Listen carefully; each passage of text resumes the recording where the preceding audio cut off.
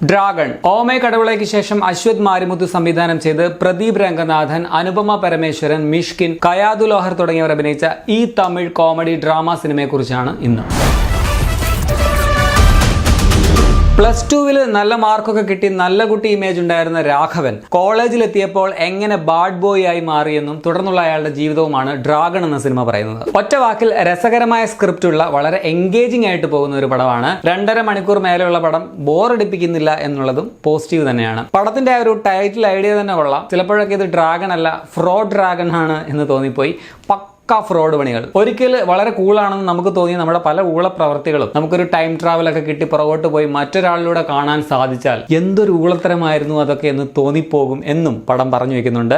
മൊത്തത്തിൽ ഒരു fun movie ആയിട്ടിരിക്കുമ്പോഴും ഒരു മെസ്സേജും സിനിമ തരുന്നുണ്ട്. പെർഫോമൻസിൽ പ്രദീപ് രംഗനാഥൻ രാഘവനായിട്ട് പൊളിയായിരുന്നു. കക്ഷി ഡയറക്ടർ കൂടിയാണ്. പ്രദീപ് ഡയറക്ട് ചെയ്ത് അദ്ദേഹം തന്നെ നായകനായിട്ട് അഭിനയിച്ച ലവ് ടുഡേ എന്ന സിനിമ ഞാൻ കണ്ടിട്ടുണ്ട്. സ്ക്രിപ്റ്റ് സെലക്ഷനും അതുപോലെ പെർഫോമൻസും മികച്ചതാണ്. പലതരത്തിലുള്ള ഇമോഷൻസ്, ഫ്രോഡ് പണികൾ, ഒക്കെ വളരെ കൺവിൻസിംഗ് ആയിട്ട് തന്നെ പ്രദീപ് അവതരിപ്പിച്ചിട്ടുണ്ട്. പ്രിൻസിപ്പലായിട്ട് വരുന്ന മിഷ്കിനാണ് കയ്യടി നേടുന്ന മറ്റൊരു താരം. പുള്ളി വരുന്ന ഓരോ സീനും പുള്ളിയുടെ സ്ക്രീൻ പ്രസൻസ് ചലഞ്ചിങ് ഒക്കെ കെടുവായിരുന്നു. നായികമാരിൽ അനുപമ പരമേശ്വരൻ അവതരിപ്പിച്ച കീർത്തി എന്ന കഥാപാത്രം അത് എഴുതിയിരിക്കുന്നതും ആ ക്യാരക്ടറിന്റെ ഇമോഷൻസ് അത് അനുപമ ക്യാരി ചെയ്തിരിക്കുന്ന വിധവും ഒക്കെ കൊള്ളാം. പല്ലവിയായിട്ട് വന്ന കയാതു ലോഹർ ഓക്കെ ആയിരുന്നു. പാവമച്ചൻ റോളിൽ വന്ന ജോർജ് മരിയാൻ ലാസ്റ്റ് ഒരു ഡയലോഗ് കൊണ്ട് സ്റ്റാൻഡ് ഔട്ട് ആയിട്ട് പടത്തിൽ നിൽക്കുന്നുണ്ട്. കുട്ടി ഡ്രാഗനായിട്ട് വന്ന നടൻ പേര് ദിനേശ് എന്നാണെന്ന് തോന്നുന്നു. പുള്ളി കൊള്ളാമായിരുന്നു. അമ്മയായിട്ട് വന്ന ഇന്ദുമതി മണികണ്ഠൻ, പിന്നെ ഗൗതം വാസുദേവ് മേനോനുണ്ട്. അതുപോലെ രാഘവന്റെ കൂട്ടുകാരായിട്ട് വന്ന നടന്മാര് ഹർഷദ് ഖാൻ, VJ സിദ്ധു, ഇവരും നൈസായിരുന്നു. ഒറ്റ സീനിൽ വന്നു പോകുന്ന സ്നേഹയുടെ ഡയലോഗ് പോലും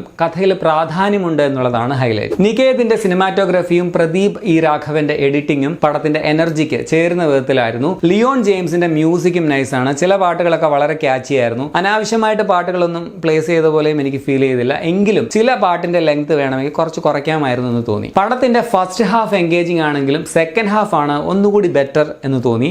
കുറെ കൂടി സംഭവങ്ങൾ നടക്കുന്നതും രണ്ടാം പകുതിയിലാണ്. ഇനി നെഗറ്റീവ്സ് പറയുകയാണെങ്കിൽ കാര്യം ഇതൊക്കെയാണെങ്കിലും ഇതിലെ പലതും ഒരു ഫാന്റസി പോലെ എനിക്ക് തോന്നി. ഇതൊക്കെ നടക്കുമോ എന്ന് നമുക്ക് സംശയം തോന്നുന്ന ചില കാര്യങ്ങളുണ്ട്. സംഗതി ഭയങ്കര ഇൻസ്പയറിംഗ് ആണ്, വേണമെങ്കിൽ ചക്കവേറിലും കായ്ക്കും എന്നൊക്കെ പറഞ്ഞ് നമുക്ക് ന്യായീകരിക്കാമെങ്കിലും ഈ എക്സാമിന്റെ ഒക്കെ കാര്യം കുറച്ച് ഓവറല്ലേ എന്നാർക്കും തോന്നിപ്പോകും. എൻഡിലുള്ള നായകന്റെ ഒരു നീണ്ട ഡയലോഗ് ആൻഡ് ഉപദേശ സീന് അതും കുറച്ച് ഓവറായിട്ട് തോന്നി. പടത്തിന്റെ ലെങ്തും കുറച്ച് കൂടുതൽ തന്നെയാണ്. ഫസ്റ്റ് ഹാഫ് തന്നെ ഒരു സിനിമ കണ്ടതുപോലെ ഉള്ള ഒരു ഫീൽ വരുന്നുണ്ട്. അത്രയ്ക്ക് നീളമുണ്ട്.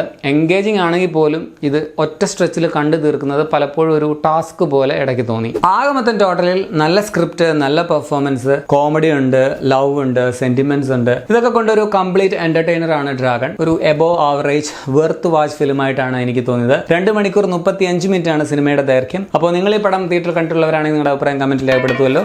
അപ്പോൾ ശരി എന്നാൽ.